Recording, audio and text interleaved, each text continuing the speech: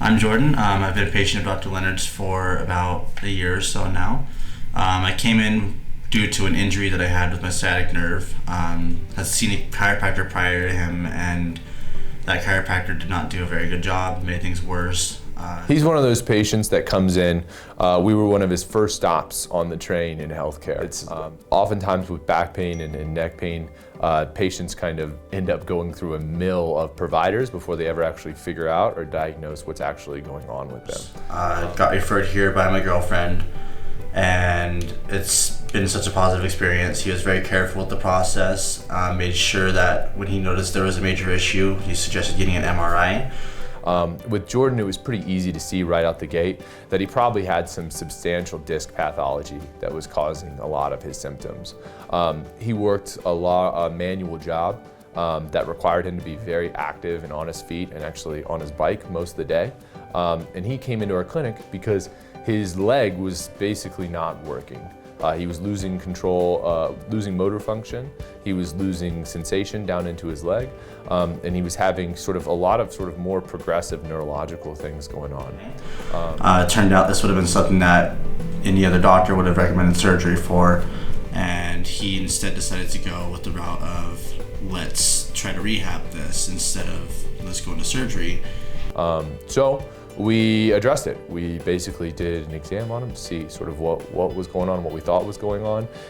And from what we were able to tell, it didn't seem like what was happening with him, despite being very limiting and very painful, was anything that was really necessary to find a more invasive procedure for right out the gate.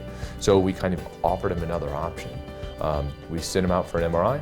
He came back, he had a pretty large disc protrusion in his lower back, and we kind of guessed or assumed that was what was causing most of the symptoms, so that's what we went to manage. He gave me a recovery period of 6 months, and due to his work and what he got me through with the process, it only took about 2 to be back to what I consider normal standards with that.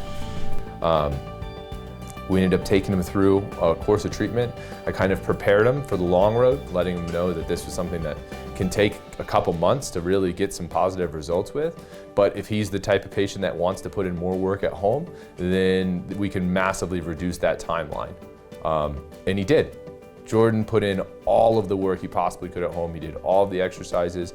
He really was a grade A patient when it came to compliance. And as a result, he had outstanding results. He was out of here in 2 months and back to pretty much normal function. Within the first month, he was almost pain-free, and leg symptoms were pretty much gone.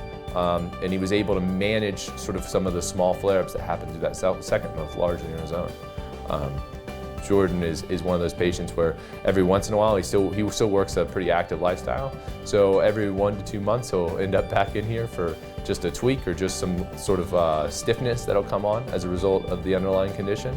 But generally he's taking care of himself. He's doing a really great job of it. And I see him every now and then just for occasional checkups and tune-ups. I cycle a lot, treat my body hard, so he always fixes things up pretty well.